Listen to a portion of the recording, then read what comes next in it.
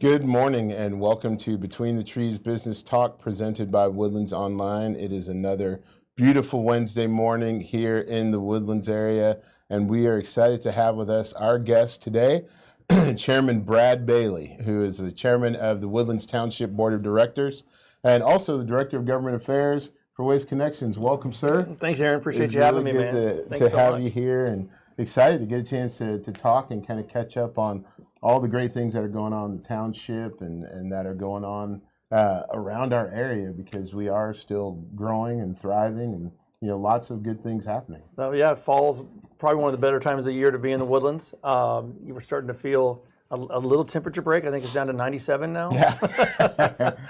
So, but no, it's a lot going on and a lot of moving parts, and we value our collaborative relationship with the chamber. Chambers sure. that plays a big role in what we do here. So Absolutely, yeah. You talk about fall. We were able to enjoy just last night another one of those treasures that we have here, being over at the Marriott Waterway, and it was beautiful evening. I mean, just absolutely fall, gorgeous fall evening. And so we had the waterway there. You could see just the sun as it was starting to come down, the trees hanging over. But we were all inside the glass where there was still air conditioning. I was outside the glass at Bear Branch Field picking up my son from soccer practice. So, Yes. But it was magical. I mean, the sky and the sunset was pretty incredible last night. It really was. But God bless the children for wanting to be outside. That's right. That's right. It's still a bit warm. Well, we appreciate you being here today, and you serve as the chairman of our township board, an elected position. If we were to equate, for those who don't know, you can't be like the mayor of, but we're special, so we don't have a mayor, we have a chairman.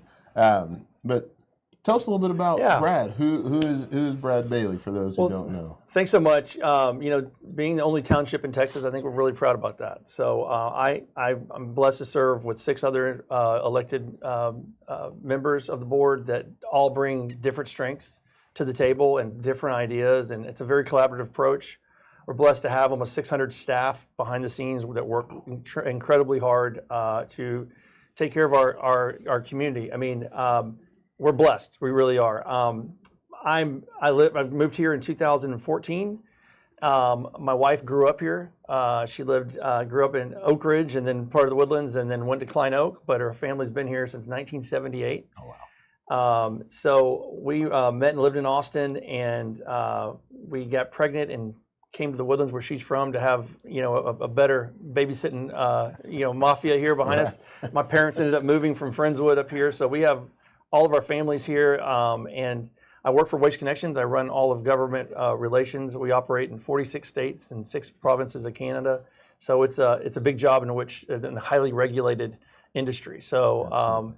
People don't realize, oftentimes, we were talking about this earlier, that the township is a volunteer job. Yes. It's not a paying gig. So you still got to have a job behind you, and I'm blessed to have Waste Connections as my employer that supports community service. Absolutely. Well, and we certainly appreciate Waste Connections as well, and understanding your role there in a very intense position. People don't realize just how highly regulated the waste industry is. So a lot in terms of policy and regulation there. But I think, again, important to note that all of our township board serves from the heart. Exactly. It is a commitment to and a love for this community, service that says, I care about the place where we live. And so you step up to assume those roles. Exactly. I mean, every single person on our board is passionate about the Woodlands and passionate about bringing new ideas.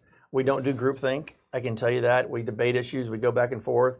Sometimes you're on bringing a solution. Sometimes you're on the opposite side. But I think that's healthy. I think that's healthy in everything. So we really got an incredible board and an incredible staff that stands up behind us and really kind of gets things done. So absolutely, it's amazing, and it truly is a testament to the people and to the folks. I know that, having been to a few of the directors' meetings and hearing it really is not groupthink.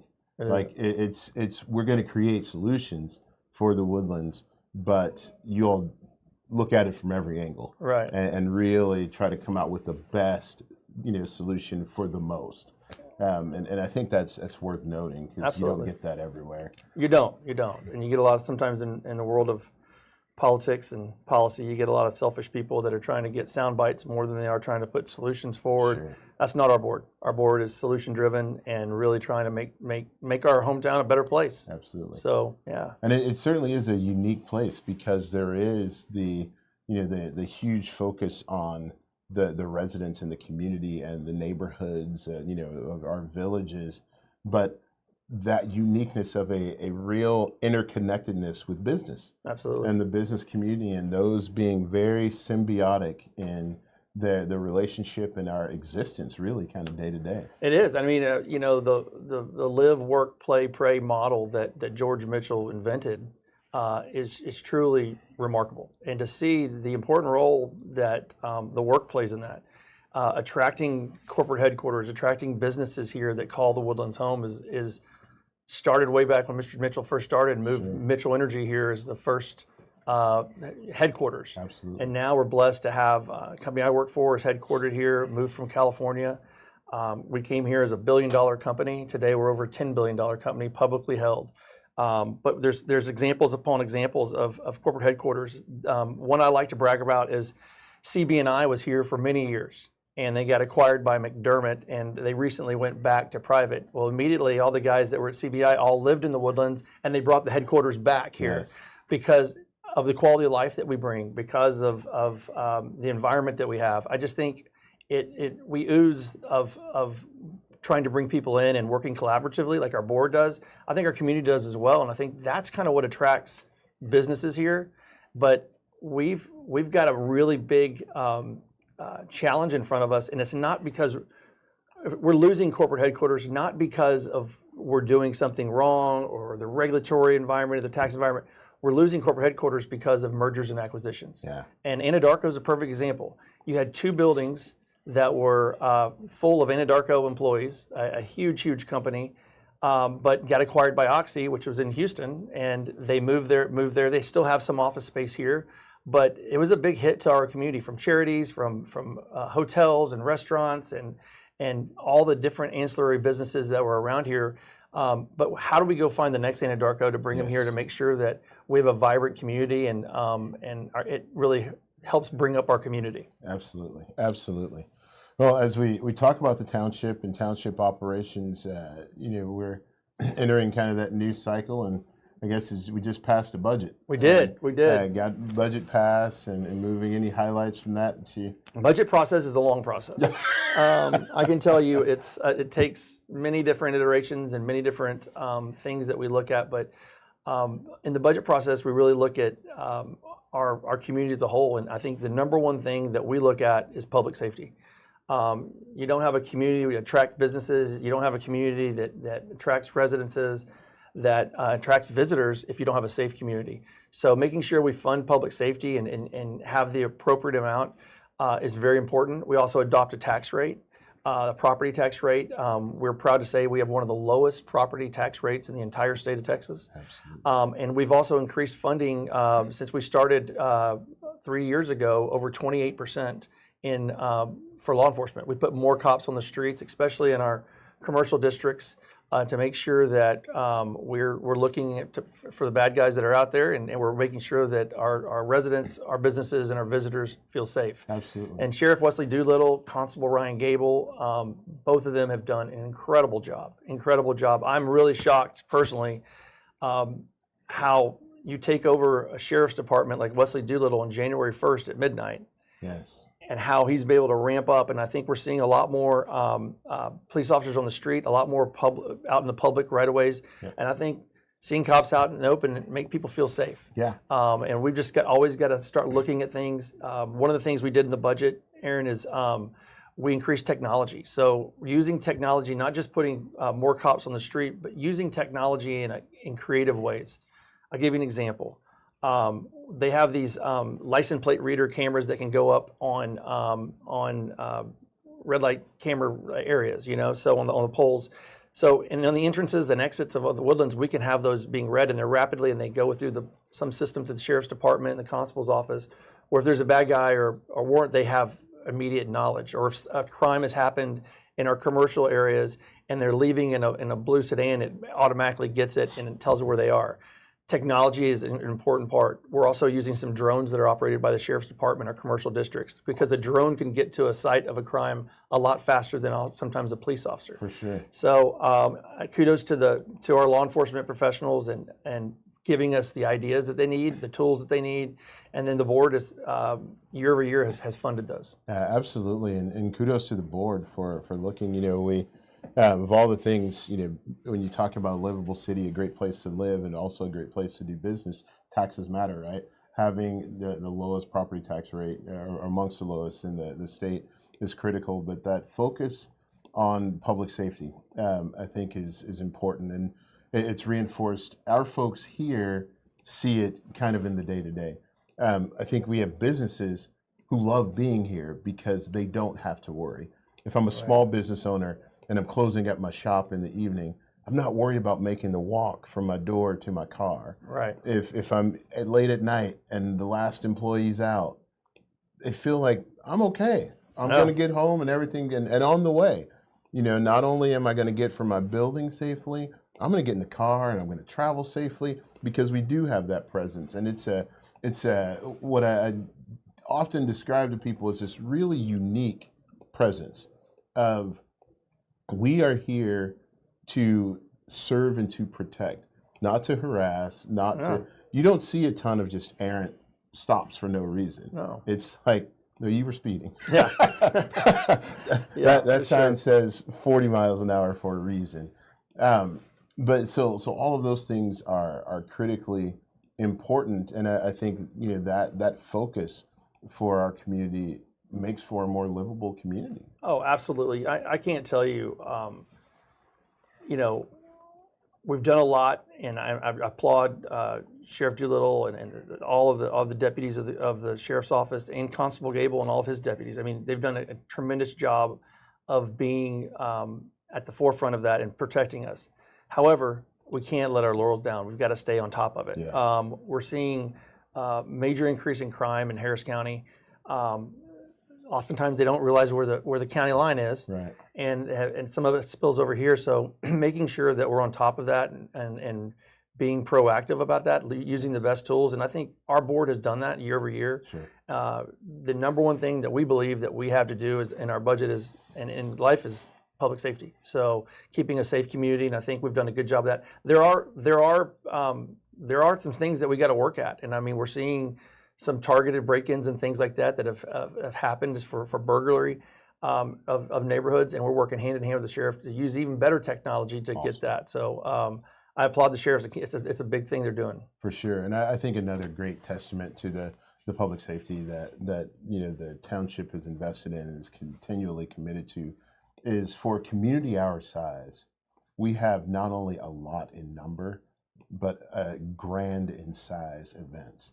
And our events continually make good headlines. Oh, absolutely. We hear the beauty of Ironman and what that means, and we get to celebrate the athletes. We're not hearing, this horrible thing happen. It's because that commitment to public safety, no matter what. I mean, it's my first year still, and I'm going to talk about it probably for the next 10 years, but had my first 4th of July in the Woodlands. Oh, 4th of July is amazing. And it's incredible. Right, and thanks to all of the work of the township, all of the work of everybody that goes into putting that to the 4th of July committee and all of those folks, but everything was secure. It was an opportunity for families to come out and just let loose and have fun. Absolutely, and it was a wonderful thing. If you thought last year's 4th of July was good, wait. Yeah. So we have the 250th anniversary of America this next year, and we're already planning. John McGowan, our Parks Director, Chris Noons, our Chief Operating Officer, and their entire team. I mean, they know how to do fireworks. I'm like, oh my gosh, it's incredible the fireworks shows they do. Multiple ones of them going off at one time. Last year, we were able to introduce the drone show for the 50th anniversary. We're looking at opportunities for that for the 250th anniversary of America. But one thing I do want to talk about, it's becoming a new event. A new event that we're working on is, last year was our first year that we did Christmas lights on the waterway. Yes. We did a pretty big rollout of that. It was about $250,000 we put towards that. This year we're doubling that. You're going to see a bigger light display all along the waterway that is attracting visitors from all over. Yes. That with Market Street and their Christmas lighting ceremony, the lighting of the doves at Town Green Park. I mean, it's really an incredible process, and they're out right now putting up lights as we speak in October, and prepared for mid-November when they'll launch off. I don't know the exact date, but we'll get that to you. But I think it's like the 20th or something of November that they actually go live. 20th or 22nd. Sure. So, but it's a big thing, and Chevron Championship. I mean, that Chevron Championship is LPGA major. It's at the Carlton Woods Club. All the best golfers in LPGA live on NBC from the Woodlands, Texas. The Insperity Senior PGA Championship live on the Golf Channel. All the greats of golf come in.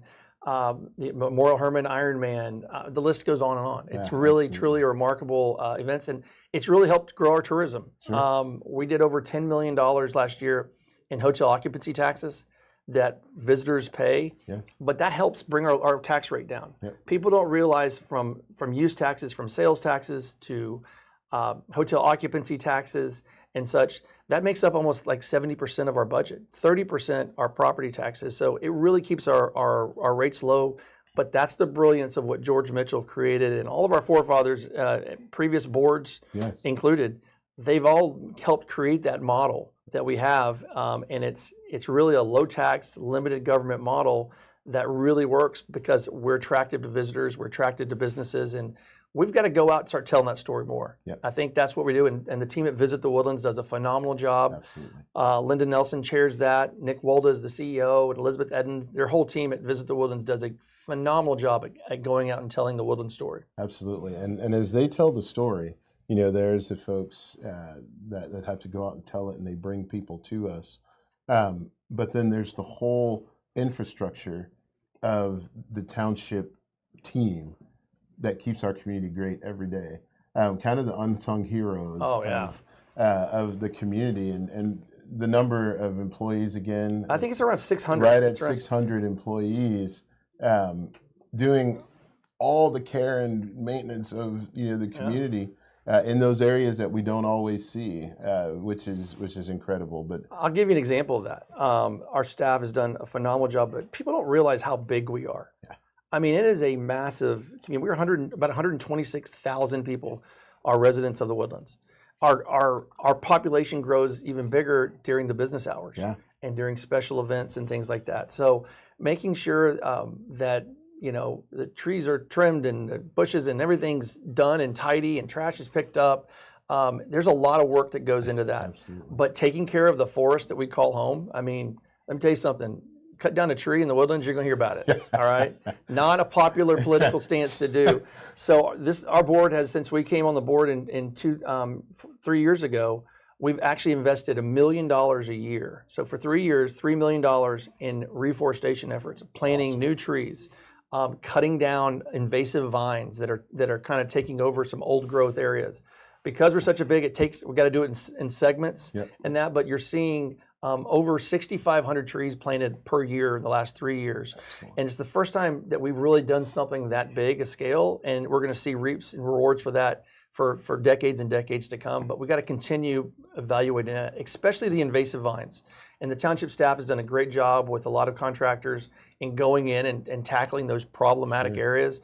Some people think we're cutting trees down. No, it's brush that is actually suffocating trees. Strangling them, So we've had to do a little education on that, but it is important. Yeah, and there's always the old question, and I guess it's kind of a riddle. It's if a tree falls in the forest and no one is around, does it make a sound? And I say in the Woodlands, absolutely. Oh yeah, it does. It makes an earthquake. An earthquake, exactly. It does, but and that's, as we talk about kind of those special things that we do here. I think there are many who may be watching today, and others who live each day. You start getting toward the Christmas season, or that the late from kind of Thanksgiving on. And people watch a lot of Hallmark movies. Oh yeah. They are always tuning in, and they see the tale of the big city girl who goes back to her small town, and there's always a Santa Claus who's like a carpenter in a toy shop in that town, absolutely, right? Absolutely. And so, but the reality is, the effort last year was incredible on the waterway. Yeah. This year, doubling it, I can only imagine what it's going to look like. But we cannot take for granted the fact that once that time of year comes, we all get the privilege of living in the movie set, right? Right. It is magical. Yeah. And it's just one of those that we can't take for granted, and that we need to tell our friends about and go, You're hey, right. Come and see this. There's no place, from lighting of the doves on. It's just like, and those Hallmark movies, they get a little Santa, like a mysterious Santa that is working in the shop, and nobody knows. Ours rolls in on a boat. That's right. Yeah, exactly. We do it right. That's like, right. hey. It's funny you say that, because I do believe this. You're being new here. I'm not. I came here in 2014. What you see when I think people that have lived other places that come here are appreciated a little bit more at first. Like, wow, this is incredible. I mean, like, you just don't see this in every place. No, you really don't. And sometimes you got to get out of the bubble to come back and appreciate the bubble. This happened yesterday. My wife had to go into town to do some shopping or return some things, and she had to go into the Heights. And she calls me on her way home, and she goes, I'm calling you as your constituent just to tell you what a phenomenal job the Woodlands is. Awesome. I feel dangerous. The traffic is horrible. There's pot shops and billboards everywhere. And there's power lines. She goes, I cannot wait to get back in the Woodlands. And I'm like, well, thanks, babe. I appreciate that. So, absolutely. So yeah, I think our best advertising is when people leave the Woodlands, they come back and they realize what a blessings that we have. But I will say, when we have some of these bigger events and bringing people in, it's a big part of our economy. Yeah. It really is. When we lost Tris as a restaurant, for example, I mean, that was a big hit to our local economy. Mm-hmm. We had a dining scene that was growing and growing. Yeah. So I'm really excited to hear Chef Austin Simmons is coming back. Yep. Going to be opening in Hughes Landing. That helps us. But a vibrant restaurant scene. I grew up in the restaurant business. Maybe I'm a little partial. It's important to have. Absolutely. You can't have just all chains. You got to have a mix of both. But having those owner-operated restaurants that push through, they're all members of the chamber. Absolutely. Republic Grill, one of my favorite places. Oh, absolutely. Owned by my friend Terry, and they just do a fantastic job all the time there. But I will say, we just had a loss in our business community. Steve Syed owns the Do-Si Do. Yes. A tragic ending. My heart goes out to his family. But the thing I love about Steve is he had a vision to take down an 1800 tobacco barn in Kentucky, move it to the Woodlands area, right there on the feeder. Yeah. And it's probably acoustically one of the greatest venues out there. Yeah. And I go every morning to the Do-Si Do in Alden Bridge, and I get my coffee, and they do coffee incredible. And it's a testament to being kind of cool, vibrant, different. Yes. I mean, you go to the Do-Si Do, it's something different than you ever see. So I encourage our residents and our businesses, support the Do-Si Do during this hard time. It's a great venue. It's something that makes us unique. Yes. And we need to support as many local establishments as possible, because local's key. Yeah, absolutely. And it's funny that you mentioned that one of my first meal appointments or lunch kind of meetings in the Woodlands was at Do-Si Do, and I walked in, I was like, this is a pretty cool place. Oh man, yeah. And then the food rolled out. Oh yeah. You're not cutting calories there. Oh no sir, no sir. It was only things that were low cal is if they had a hole in them. That's right, exactly. It's good though. It's and those are those things that make us unique, and the importance of supporting local businesses. Here in about a month we will do the Woodlands Area Business Summit, all designed to bring together local experts, those folks who are in business, doing business, but also have that ability to teach and to convey and to share their stories of success. I think as important to growing the next generation, to growing current business leaders, in that one of the things they do is they reinforce to one another, and I think we reinforce to everyone in the community, is that if we need it, it's here. For the most part, anything you need, whether you're shopping, or you need a consultant, or you need a service. It's all here in the Woodlands, and that strengthens us as we do business with one another, recycling those dollars, making sure that we are taking care of each other in the community, and then we get these infusions from those coming to visit to see the great stuff that we have, with whether it be the convention center and people coming in, 500,000, 2,000 people conventions. Yeah, they come and enjoy for a moment, but then they leave.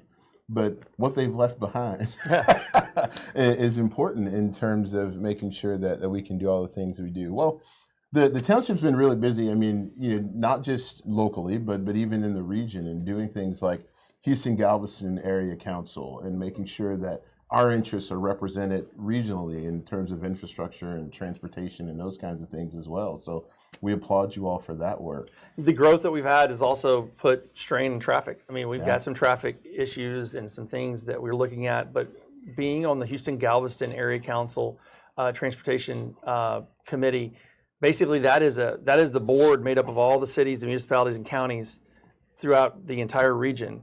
And we were never allowed on because we were a township and kind of blocked. Yeah. And Judge Mark Keogh and several people, Director Ian Schneider was very important in that.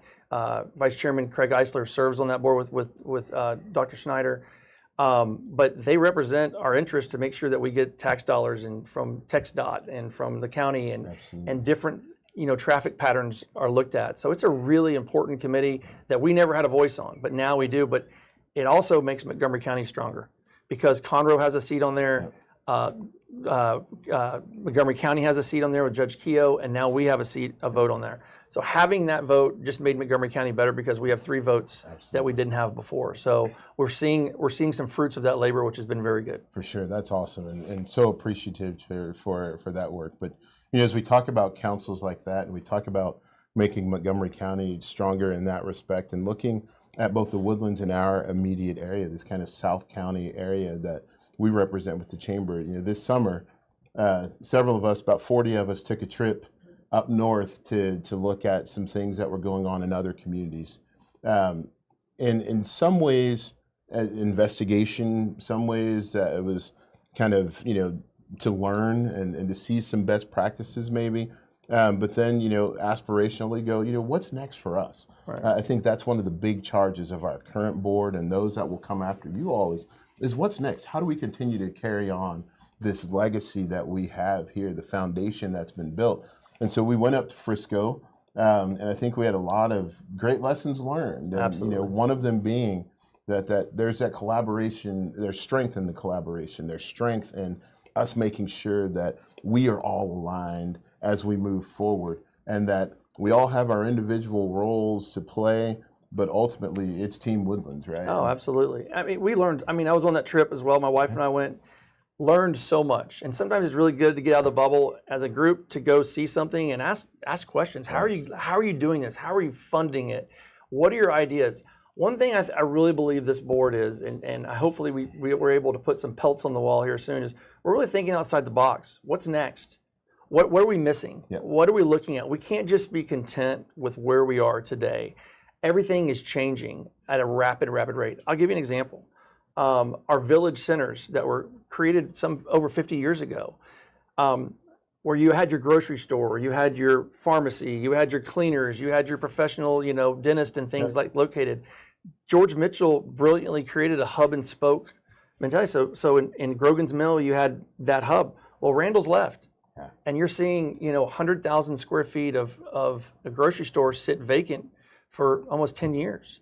The center starts going down, and you've got to start looking at all of our village centers in a different way because shopping has changed massively since then. Amazon wasn't around. You aren't getting deliveries.